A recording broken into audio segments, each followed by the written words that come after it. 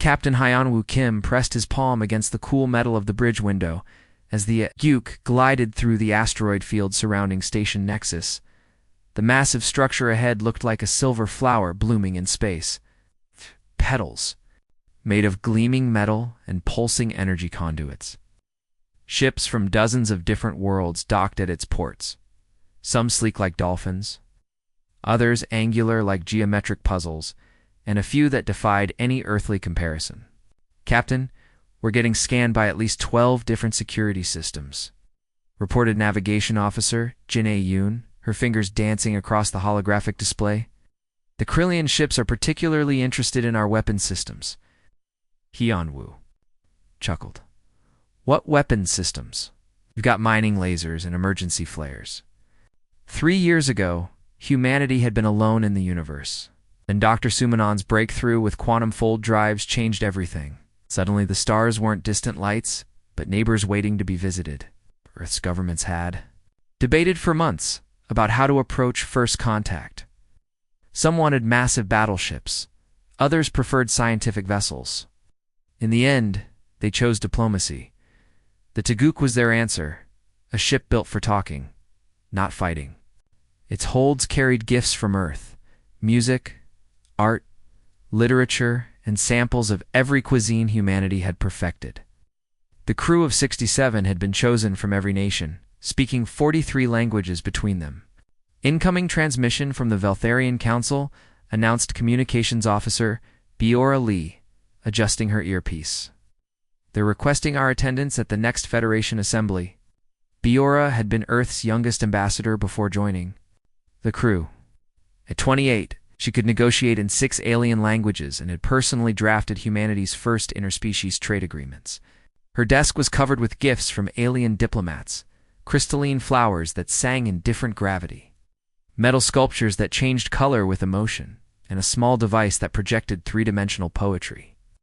"Tell them we're honored by the invitation," Hyunwoo replied, then turned to his tactical officer. "Commander Haewon, what's our security status?"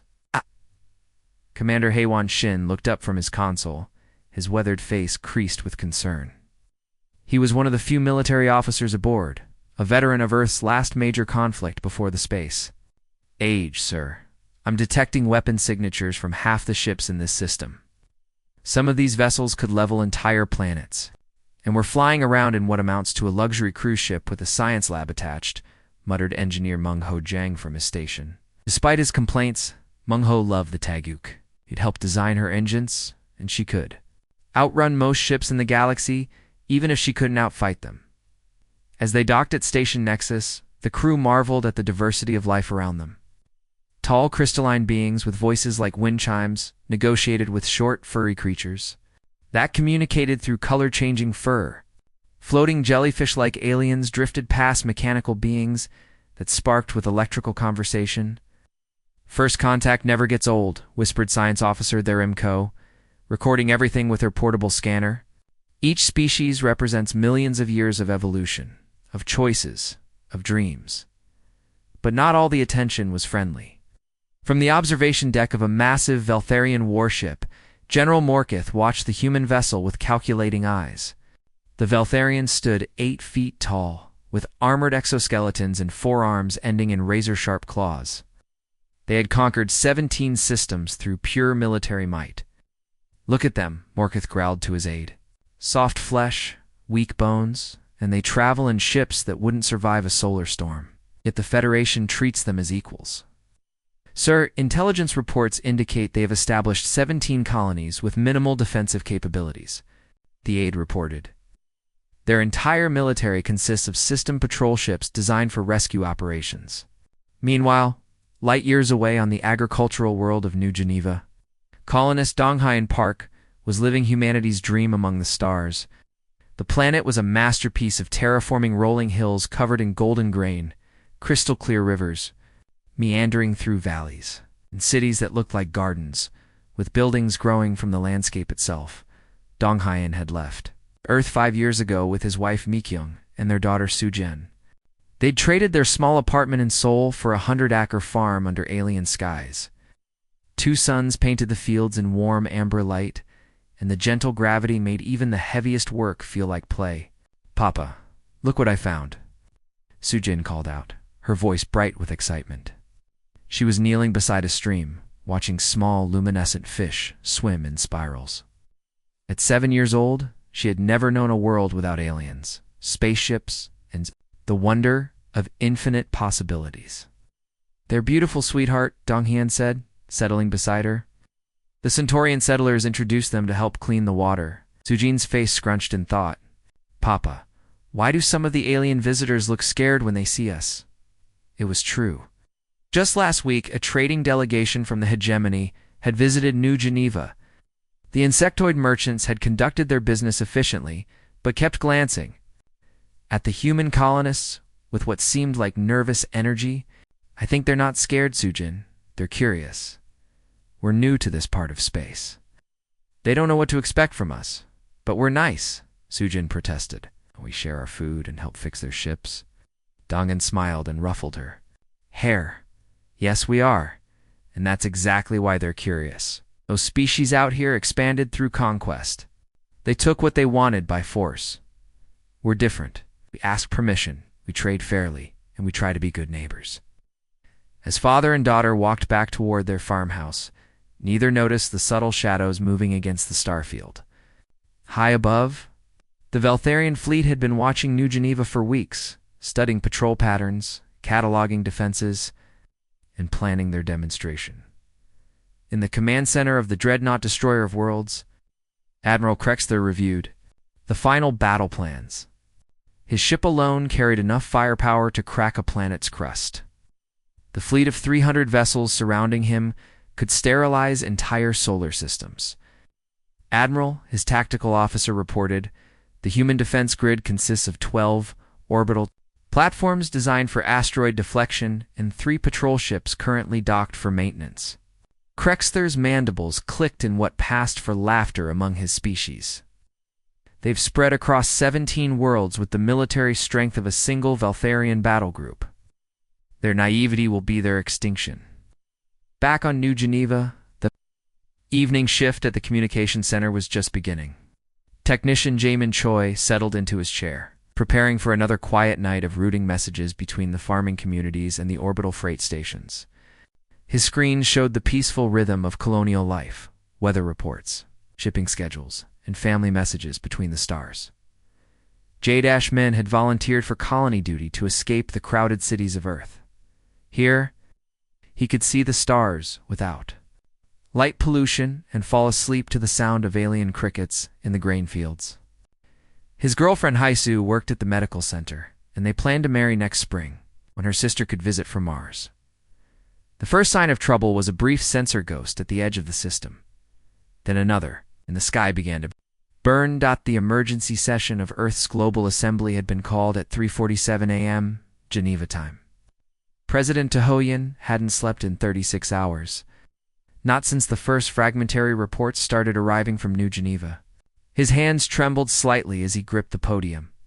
Watching the largest gathering of world leaders in human history, the main screen displayed the final transmission from New Geneva in horrifying detail.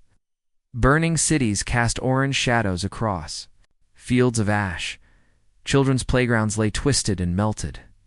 The camera shook as explosions lit the horizon, and then static consumed everything. 2.3 million souls, whispered Ambassador Chen Wei from the Chinese delegation, tears streaming down her weathered face. Gone in 6 hours. Russian President Volkov slammed his fist on the table. "Should have seen this coming. The Veltharians never accepted us as equals." "They played the diplomatic game perfectly," replied Prime Minister Jackson from the UK, her voice hollow. "Smiles and trade agreements while they planned genocide." Defense Minister Hajin Nam approached the podium, her tablet displaying urgent tactical data. At 45, she had spent her career managing Earth's modest space patrol fleet. She faced a challenge beyond imagination. "Sir, our deep space monitors show the Veltharian fleet dividing. One battle group is heading toward the Sol colony, another toward New Kyoto. They're going to hit every human world simultaneously." The chamber erupted in panicked voices. Representatives shouted evacuation plans, diplomatic solutions, surrender terms. Through it all, President Tejo remained silent, his dark eyes reflecting the flames of New Geneva. "We have maybe 18 hours before they reach Sol Colony," Hyjin continued desperately. "The evacuation ships can't possibly carry everyone." "Sir, we need to negotiate." "No." The single word silenced the chamber. President Tejo stepped forward, and something in his posture made the most powerful people on Earth lean back in their chairs. Sir Hyjin whispered, "I said no. No evacuation. No negotiation. No surrender." His voice carried an edge that made hardened diplomats shiver. Then the recall order. To every human ship, every human citizen, every human presence beyond our solar system. To bring them all home.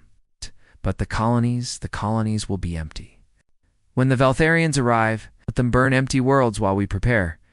President Tejo's eyes swept the assembly. "Ladies and gentlemen, they have awakened something that has slept for 3 generations. Something we buried beneath treaties and peace accords because we thought we had evolved beyond it." General Martinez from the American Joint Chiefs leaned forward. "Sir, what are you suggesting?" "I'm not suggesting anything, General. I'm telling you, we are going to war. It's not the limited conflicts of the past century, not the police actions and peacekeeping missions. War. Total war. The kind our great-grandfathers understood. Across human space, the greatest evacuation in history began. On Sol Colony, Governor Park Ji-hae stood in the evacuation center as families loaded their belongings onto massive transport ships. Children clutched stuffed animals while their parents tried to hide their fear. "How long do we have?" Dr. Lee Min-ho, the colony's chief medical officer. 12 hours before the Valtharian fleet arrives, 6 hours before the last transport leaves. Ji-hae replied, watching a family of 5 squeeze into spaces meant for 3. "We'll save 95% of the population." "And the other 5%? Ji-hae's jaw tightened. "Volunteers. People who chose to stay and maintain the evacuation beacon for any stragglers." Meanwhile, Captain Sujin Ha commanded the civilian transport Hope's Journey, one of hundreds of ships racing to evacuate the outer colonies. Her vessel, designed to carry luxury passengers between worlds, now packed 3,000 refugees into every available space. "Captain," called her communications officer, "we're receiving priority messages from Earth. Something about industrial mobilization."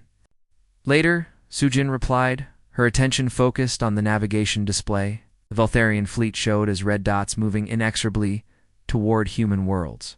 "Right now, we save who we can." Back on Earth, the transformation had already begun. Kung Su Lim stood in the control room of the Olympus Industrial Complex on Mars, watching massive machinery that hadn't operated at full capacity in decades roar back to life. The facility had been built during the resource wars of the 22nd century.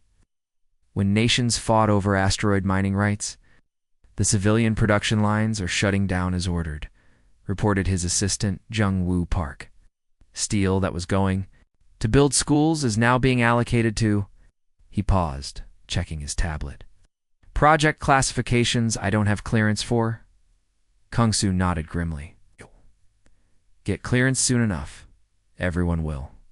Admiral Song Yukong arrived at the complex 6 hours later, her new uniform still bearing the crisp creases of rapid promotion. 3 days ago, she had been captain of the exploration vessel Pioneer. Now she commanded humanity's reborn military. "Dr. Lim, I need your honest assessment. Can we do this?" Kung Su pulled up holographic displays showing the solar system's industrial capacity. "Ma'am, we've got manufacturing capabilities that dwarf most galactic civilizations. The problem was never production, it was deciding what to produce.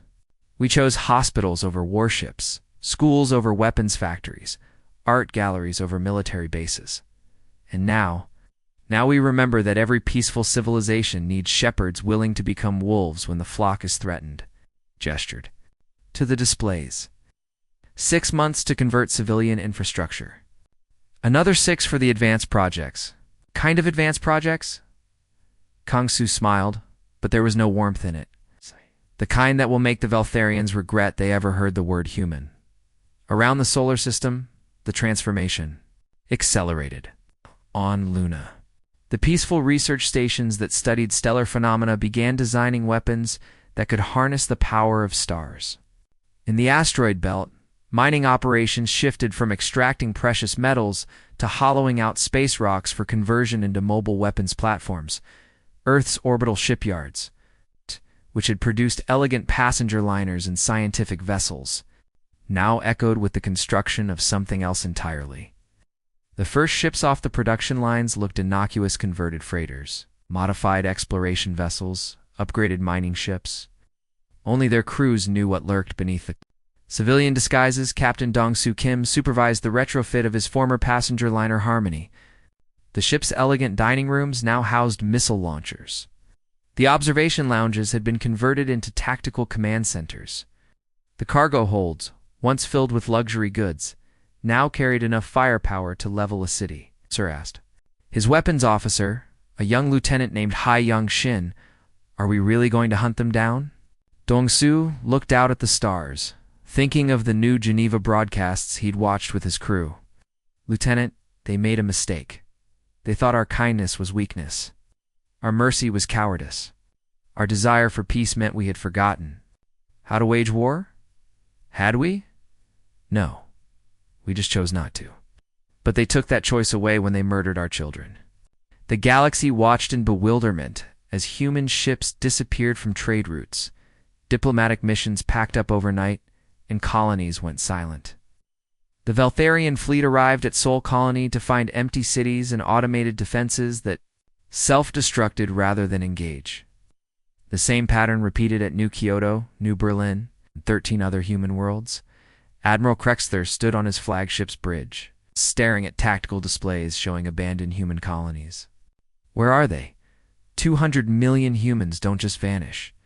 "Sir," his intelligence officer reported, "our deep space sensors show massive ship movements toward the human home system. It appears they retreating or regrouping." Krexther's mandibles clicked thoughtfully. "Monitor their system closely and prepare the occupation fleets for the empty colonies. We'll establish bases and wait for them to return." But at the edge of human space, a simple beacon had been left floating in the debris field that had once been New Geneva. It transmitted continuously on all frequencies, in every known galactic language, with a message that would soon become infamous across the galaxy. "Never again. We remember what you did here. We remember every face, every name, every dream you destroyed. We are coming. We are human. We do not forgive. We do not forget. We do not surrender. Never again will genocide go unanswered. This is our promise. This is our oath. This is your warning." The beacon would broadcast for exactly 1 year, the amount of time humanity needed to prepare for the war that would reshape the galaxy. "Commander," Beltar of the Veltharian patrol vessel Dominion floated in his command chair, reviewing the morning supply reports with growing irritation. The logistics of occupying 17 human worlds was proving more complex than his superiors had anticipated. Empty colonies still needed guards, and maintaining supply lines across multiple star systems stretched their resources thin. "Sir, we're detecting some unusual readings on the long-range sensors," reported his tactical officer, a young warrior named Colrex, who had earned his position during the conquest of the hegemony. Worlds Veltar barely looked up from his data. "Pad, define unusual? Solar flares? Asteroid drift? Are you jumping at shadows again? Known energy signature approaching from Sector 7, moving at ... That can't be right." Colrex's voice rose an octave. "Sir, it's traveling at 97% light speed. It's impossible. No ship can maintain that velocity and remain intact." The tactical display erupted in warning lights and alarm sounds. Red indicators flashed across every screen as proximity. Sensors screamed their alerts. But when Veltar spun toward the main view screen, he saw only the familiar stars and the distant glow of New Geneva's sun. "Where is it? I see nothing." "Run a full sensor sweep." Colrex's claws danced across his console, his forearms working independently to check every scanning frequency. "Sir, I'm not detecting anything, but the energy signature was definitely there." It was the Dominion exploded. The massive patrol vessel, home to 400 Veltharian warriors, vanished in a brilliant flash of antimatter annihilation. No debris scattered through space, no emergency beacons activated, no final transmissions escaped the destruction. The ship and its crew simply ceased to exist, leaving only a brief radiation signature that faded within minutes. 3 light minutes away. Captain Sung-Ho Bae watched the detonation through the tactical display of his stealth ship Retribution. The vessel looked like a chunk of ordinary space debris-scarred metal, random protrusions, and energy signatures that matched 1,000 pieces of junk floating through the galaxy. Only the most sophisticated sensors could detect the advanced technology hidden within its disguised hull. Target eliminated, reported Weapons Officer Mina Seo-jung. Her voice steady, despite having just vaporized 400 living beings. Antimatter torpedo performed as expected, no survivors. Nodded without emotion. On his uniform collar, he wore a small pin that looked like a child's crayon drawing of earth blue, in green swirls with a smiling sun in the corner. It had been created by 7-year-old Soo-Jin Park during her last art class on New Geneva. 12,000 human soldiers now wore similar mementos, each one representing a life lost in the massacre. Engineering status report, Sung-Ho called. Stealth systems functioning normally, Captain, replied Chief Engineer Tam In-yu. Our heat signature is within acceptable parameters of space debris. The Veltharians still can't see us. Good plot course for target designation, Tanga 7. We have 3 more patrols to eliminate before the supply convoy reaches the sector. The Retribution was one of humanity's first ghost ship's vessels designed to hunt and kill while remaining completely invisible to enemy sensors. Her hull, incorporated technology reverse-engineered from a dozen alien species. Combined with human innovations that pushed the boundaries of physics, Lieutenant Gin Kwan studied the tactical display from her position at the sensor station. Captain, I'm picking up chatter from the Veltharian command frequencies. They're reporting the Dominion as overdue. How long before they investigate? Standard protocol suggests 6 hours. But given recent ... losses, they might respond. Faster, Sung-Ho allowed himself a cold smile. Recent losses indeed. Over the past 3 months, 70 Veltharian ships had simply vanished. The attacks followed no pattern that enemy analysts could detect, sometimes targeting lone patrols, sometimes hitting supply convoys, occasionally eliminating research stations or communication relays. What the Veltharians didn't understand was that humans had weaponized patience itself. Every attack was planned months in advance, with backup plans and contingencies that accounted for every possible response. They struck only when victory was certain, and they left no witnesses to report their methods. Contact bearing 2, 7 mark, announced the Jin, Veltharian heavy cruiser Blood of Conquest, escorting a supply convoy. Through the view screen, Sung-Ho could see the convoy approaching. 12 massive cargo vessels surrounded by 8 escort ships. The formation looked powerful enough to conquer a small planet, but they were about to learn that overwhelming force meant nothing against an enemy they couldn't see. Signal the shadow of vengeance and silent thunder, Sung-Ho ordered. Coordinate attack pattern Delta 7.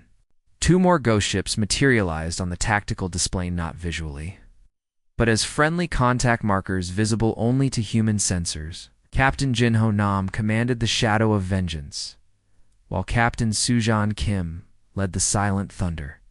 All 3 officers had lost family members at New Geneva. The attack lasted exactly 17 minutes. The human ships approached from 3 different vectors, their stealth systems rendering them invisible until the moment they fired. The first salvo eliminated the escort ships with surgical precision antimatter torpedoes that struck shields, engines, and weapon systems simultaneously. The cargo vessels found themselves defenseless, surrounded by ghosts that demanded their surrender. This is Captain Sung-Ho Bae of the Human Defense Force. He broadcast on all frequencies. Your military escort has been eliminated. Power down your engines and prepare to be boarded. The convoy commander's response crackled with panic and rage. Impossible. Humans have no warships. You're all dead. We killed you all. You killed our innocents, Sung-Ho replied calmly. The boarding operation proceeded with mechanical efficiency.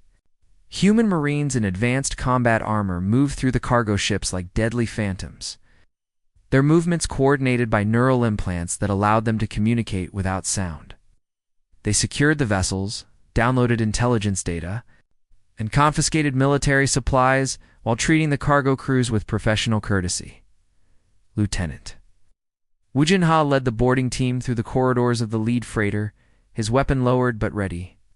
The Valtharian crew huddled in the cargo bay, their arms raised in surrender, while his soldiers searched the ship. "Scan complete," reported Sergeant Haiwan Park through the team's encrypted COM system, military-grade vehicle parts, ammunition, and field rations, definitely supporting the occupation forces. Wu Jin approached the ship's captain, a scarred veteran who glared at him with undisguised hatred. "Your cargo is now property of the Human Defense Force. Your crew will be released. Unharmed." "You're making a mistake, mammal," the captain snarled. "When the Empire learns of this, the Empire will learn that attacking human convoys carries consequences." Wu Jin interrupted, "But you'll live to deliver that message. Unlike the children you murdered at New Geneva, as the human teams withdrew. With their captured supplies, they left the cargo crews alive but stranded their engines disabled. Their communications limited to short-range distress signals.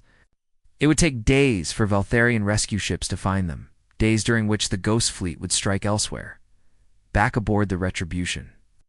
Song Ho reviewed the intelligence data his teams had acquired, movements, supply schedules, defensive positions all uploaded to the human command network and distributed to other ghost ships throughout the galaxy. "Captain," reported Minesio, "we're receiving updates from other hunting groups. The Righteous Fury eliminated a research station in the Proxima sector. The New Geneva's Wrath intercepted a troop transport near the border worlds. Each victory was small, but collectively they were bleeding the Valtharian Empire to death. Supply lines disrupted, patrols eliminated, communication networks compromised. The occupation forces found themselves isolated on empty human worlds, waiting for supplies that would never arrive and reinforcements that had vanished en route. Admiral Krexther stood in his flagship's command center, staring at tactical displays that showed red X marks across dozens of star systems. Each mark represented a lost ship, a failed mission, a ghost that had struck and vanished. 73 ships destroyed or missing, his intelligence officer reported. Supply efficiency down 40%. Morale among the occupation forces is ... declining. How is this possible? Krexther's voice carried the frustration of a predator that had become prey. "Our sensors detect nothing. Our patrols find no trace. It's as if the humans have learned to fight with shadows themselves." What the Admiral didn't know was that humanity had indeed learned to fight with shadows. Every ghost ship carried technology that bent light around their hulls, absorbed energy emissions, and masked their gravitational signatures. They moved through space like cosmic predators, striking with precision and vanishing without trace. The hunting would continue for 8 more months, each attack more daring than the last, each victory bringing humanity closer to their ultimate goal. The Valtharians had awakened something ancient and terrible, not the gentle diplomats who had first reached for the stars, but the descendants of apex predators who had conquered their own world through intelligence, cooperation, and ruthless determination. The galaxy was about to learn that humanity's greatest strength had never been their capacity for peace. It was their ability to wage war more efficiently than any species had ever imagined possible. Emperor Valkyrian stood before the greatest gathering of alien minds in galactic history, massive form towering over the speaker's platform in the Federation Assembly. The chamber itself was a marvel of engineering, a sphere of transparent crystal floating in space, large enough to hold representatives from 300 different species. Gravity fields adjusted automatically to accommodate beings who breathed methane, those who lived in water, and creatures that existed as pure energy flanked him in ceremonial armor that gleamed under the artificial lighting. Each warrior stood 9 feet tall, their forearms bearing weapons that could level buildings, yet for all their imposing presence, Valkyrian felt small before the assembled delegates. Honored beings of the Federation, his voice boomed through universal translators, reaching species that communicated through color, sound, chemical signals, and electromagnetic pulses. We face a threat unlike any in our recorded history. A ripple of concern moved through the chamber. The crystalline Zephyrians chimed in harmonious discord. The gaseous nebulans shifted their cloudy forms, nervously. Even the ancient Titans, beings older than most stars, leaned forward with interest. They strike from shadow like cowards, Valkyrian continued, his mandibles clicking with rage. They refuse honorable combat, ignore all diplomatic channels, and show no mercy to prisoners. In 6 months, they have destroyed over 200 of our vessels and installations. They fight without honor, without rules, without provocation. The question came from Federation mediator Zarthel, whose crystalline body reflected the chamber's light in rainbow patterns. At 3,000 years old, Zarthel had mediated conflicts between species before the Valtharians had even achieved spaceflight. I beg your pardon? Valkyrian's voice carried dangerous undertones. Our investigation teams found extensive evidence at New Geneva, Zarthel replied calmly. Orbital bombardment of civilian targets, systematic destruction of non-military infrastructure. The massacre of 2.3 million innocents, including children. The chamber erupted in dozens of different expressions of shock. The aquatic deep swarm released clouds of biochemical distress. Several species delegates immediately began consulting their own intelligence networks. Those were enemy combatants, Valkyrian. Protested, they were armed. With farming equipment, Zerthel's response carried the weight of absolute certainty. Our forensic teams found no military installations on New Geneva, no weapons manufactories, no strategic resources, only farms, schools, and homes. Agent Yunyang Shin pressed herself against the wall as a cleaning robot passed by. Her surveillance equipment, disguised as routine system maintenance, had volunteered for this mission despite its extreme danger. If discovered, she would face interrogation by species whose torture methods were legendary. But someone needed to know what the galaxy's powers were planning, and she was humanity's best intelligence operative. Command, this is Nightingale. She whispered into her quantum communicator, a device no larger than her thumbnail. The Federation is splitting. The Titanians, Zephyrians, and Deepsworn are supporting our position. The hegemony species are backing the Valtharians out of fear. Everyone else is trying to stay neutral. Admiral Song Ye Kong's voice crackled back through encrypted channels. Understood. Long before they vote on intervention, maybe 6 hours. The Emperor is pushing hard for a joint fleet to hunt us down. Then we don't have 6 hours. Continue monitoring. Operation Nemesis begins now. At that moment, across 14 star systems, 73 human vessels shed their disguises simultaneously. Cargo ships revealed themselves as missile platforms. Scientific research vessels deployed weapons that harvested energy from nearby stars. Park stood on the bridge of the New Geneva's Revenge, watching her tactical display as Valtharian installations appeared in her targeting computers. But hidden within its cargo holds were antimatter warheads powerful enough to crack a moon, Captain reported. Her weapons officer, Lieutenant Minjin Lee. We have target lock on the military supply depot. All stealth ships are in position. Juhi touched the small memorial pin on her collar. Photo of her father and 7-year-old Sujin working in their grain fields. She had found it in the ruins of their farmhouse when the rescue teams finally reached New Geneva. For every child who died screaming, she whispered, then raised her voice to command level. All ships, fire at will. The attack was devastating in its precision. 73 targets across 14 star systems were hit simultaneously, each strike timed to the nanosecond. Military bases that had stood for centuries vanished in antimatter fire. Supply depots that fed entire invasion fleets became expanding.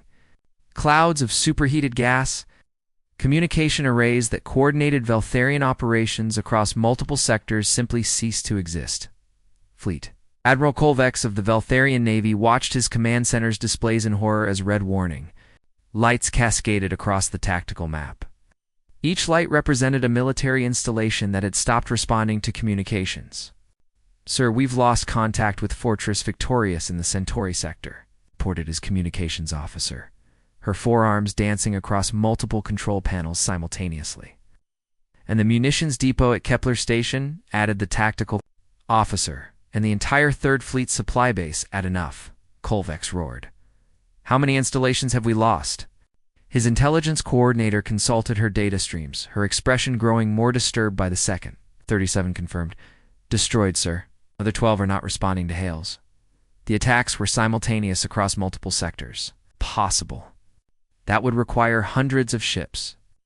Our intelligence estimates put human fleet strength at maybe 50 vessels. What Fleet Admiral Kolvex didn't understand was that humanity had weaponized their entire civilization. Every cargo ship that carried grain could carry missiles. Every passenger liner could be converted into a troop transport. Every mining vessel could become a weapons platform.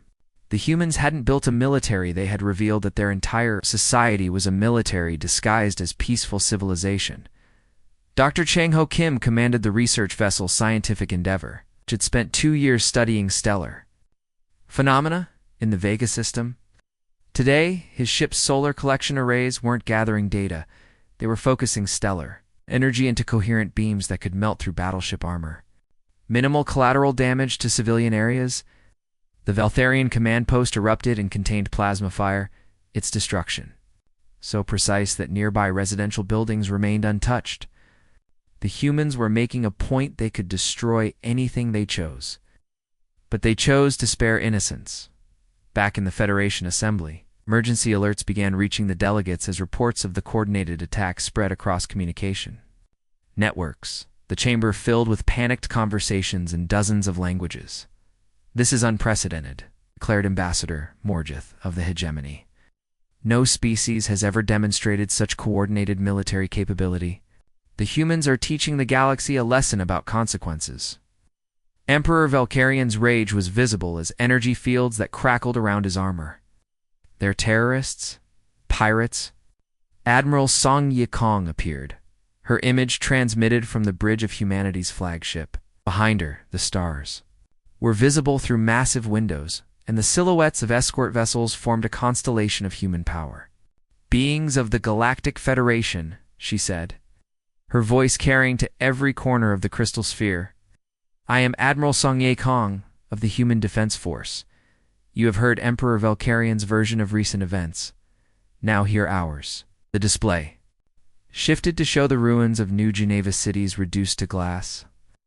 Farmlands turned to ash, and the small memorial beacon floating where millions had once lived in peace. We have chosen to end it by eliminating their military capability. Every installation we have destroyed today was a legitimate military target.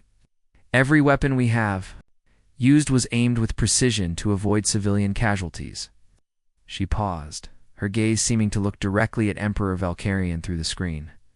The choice is yours, Emperor. Withdraw your forces from human space.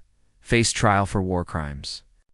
And this ends today. Continue this war and discover that what you've seen so far was merely humanity showing restraint. The transmission ended, leaving the assembly in stunned silence. The galaxy had just witnessed something unprecedented. A species that could wage total war while maintaining moral boundaries. Fight with devastating efficiency while protecting the innocent. The age of humanity had begun. The massive human fleet hung in space around Valthario's prime like a pack of wolves surrounding their prey.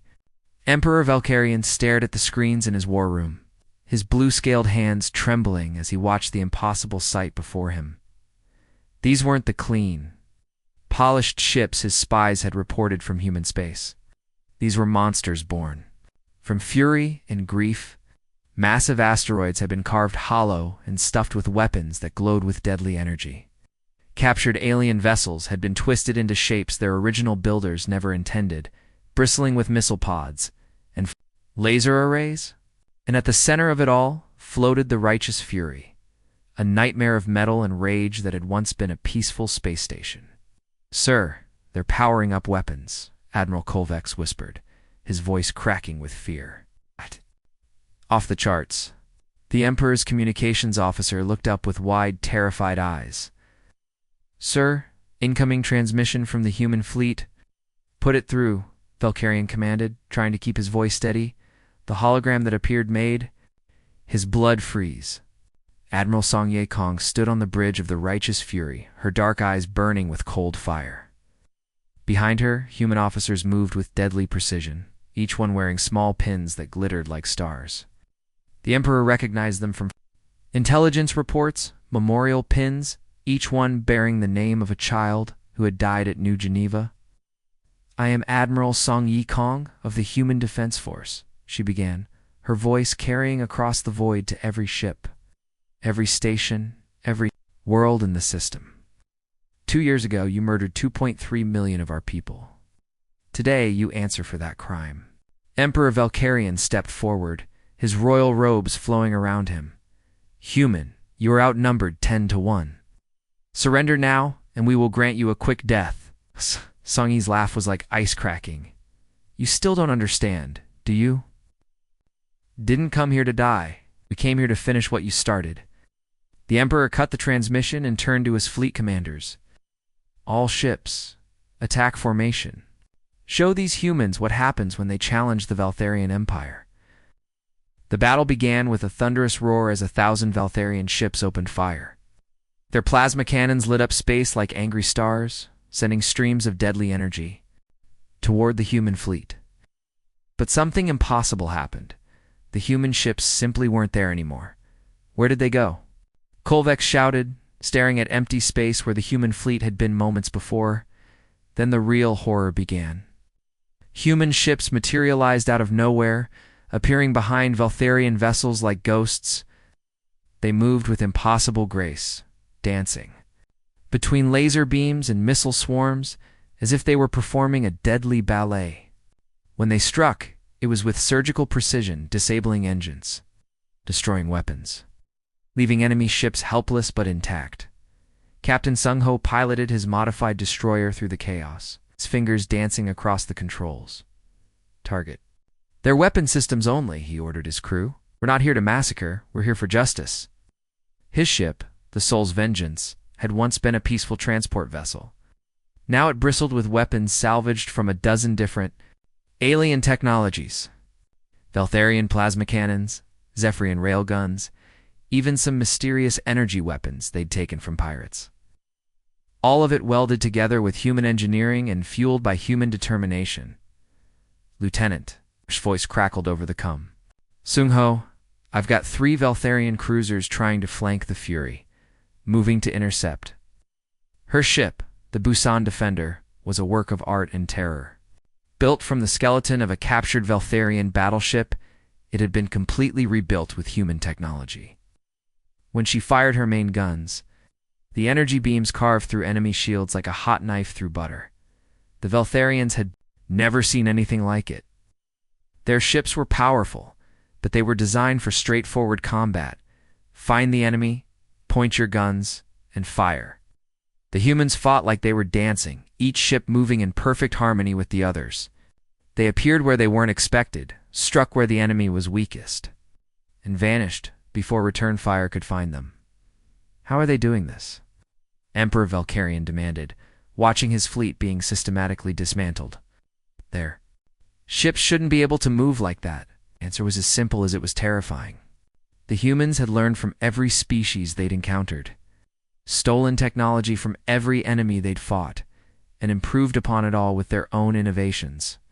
Their ships didn't just use human technology, they used the best of everything the galaxy had to offer, all combined with human creativity and determination. Commander Wujin's voice echoed across the human fleet's communications network. "Phoenix Squadron, form up on me. We're going after their command ship." His squadron of 6 ships moved like a single organism, weaving through the battle with deadly grace. Each pilot wore the memorial pin of a different child from New Geneva, and each ship carried weapons that could crack a moon in half. But they used that terrible power with restraint. Targeting only military vessels and leaving civilian areas untouched, the battle raged for 4 hours. But the outcome was never in doubt.